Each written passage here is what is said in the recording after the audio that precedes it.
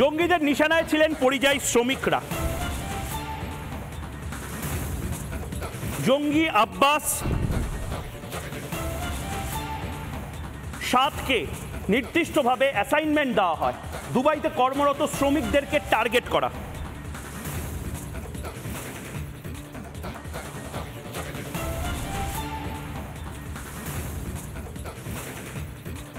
আমি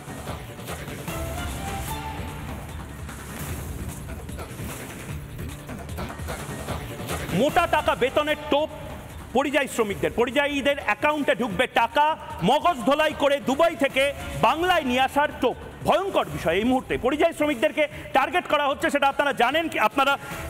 আপনাদেরকে আমরা জানাবো, কিন্তু নির্দিষ্টভাবে আমি ধন্যবাদ জানাচ্ছি গেস্ট টিমকে। গেস্ট টিম আমার কাছে যে গেস্ট লিস্টটা পাঠিয়েছে, অনেকে রয়েছে এই মুহূর্তে এবং তাদের সাথে এই মুহূর্তে আলাপ করব। এই মুহূর্তে ঢাকা থেকে রয়েছেন advocate Sayeeda Ashrafi Papia, BNP member of parliament.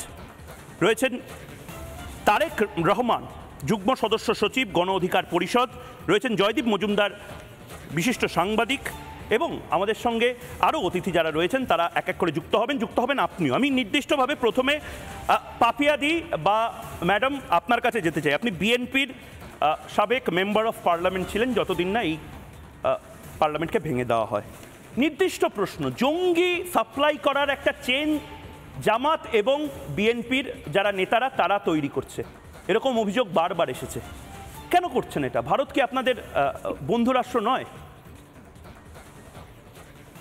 আমাদের বাংলাদেশে জঙ্গি নিয়ে যে 15 বছর যে জঙ্গির নাটক হয়েছে, যে আয়নাঘর হয়েছে, বাংলাদেশ মানুষকে অপহরণ করে আপনাদের আসাম আর ইন্ডিয়ার সীমান্তে পাওয়া গেছে এবং 64টা ডিস্ট্রিক্টে ককটেল ব্লাস্ট করে সাধারণ বাংলাদেশি মানুষের উপরে যে আইনের খড়গটা চাপিয়ে দেওয়া হচ্ছে, এই টোটাল 15 বছরের সমস্ত জঙ্গির নাটক বলেন, প্রক্রিয়া বলেন, ঘটনা বলেন, দুর্ঘটনা বলেন, সমস্ত কিছুর সাথে জড়িত ভারতীয় গোয়েন্দা সংস্থা র।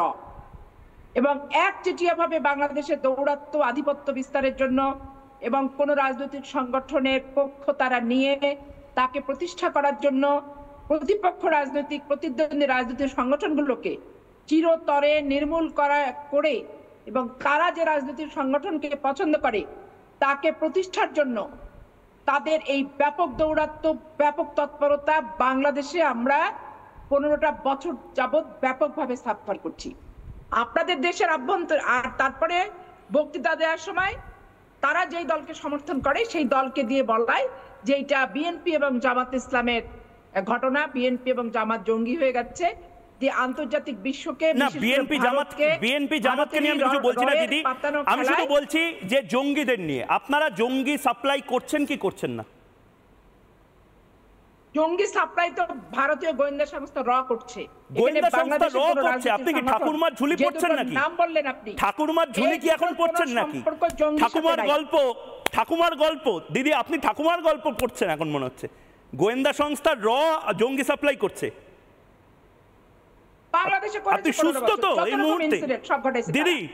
দিদি এখন সন্ধ্যেবেলা রাত 8টা 8:30 বাজে ভারতীয় উপমহাদেশে। এখন তো বাংলাদেশের জঙ্গির নাটক আর নাই, আয়নাঘরের নাটক আর নাই, আপাতত অপহরণের নাটক। আপনারা নিজেদের দেশটা সামলাতে পারছেন না, আপনারা নিজেদের দেশটা সামলাতে পারছেন না দিদি। ঘটনাতে কয়দিনে ঘটেনি। নানা ধরনের কন্টেন্ট দেখার জন্য লাইক করুন, শেয়ার করুন আমাদের ফেসবুক পেজ, সাবস্ক্রাইব করুন আমাদের ইউটিউব চ্যানেল।